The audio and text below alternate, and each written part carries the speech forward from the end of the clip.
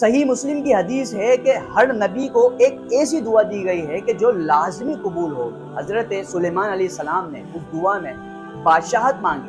اللہ تعالیٰ نے حضرت سلیمان علیہ السلام کی دعا کو قبول کیا اور آپ کو اس دنیا میں سب سے بڑی بادشاہت عطا فرمائی۔ حضرت نوح علیہ السلام نے اس دعا میں اپنی دشمنوں کی ہلاکت مانگی۔ اللہ تعالیٰ نے ان کی دعا کو قبول کیا اور ان کے تمام دشمنوں کو ہلاک کر دیا گیا۔ لیکن پیارے نبی صلی اللہ علیہ وسلم کو ایک دعا نہیں، دو دعا نہیں، بلکہ تین دعائیں دی گئی۔ پہلی دعا میں مانگا رب ہب لی امتی، اے رب میری امت کو معاف فرما۔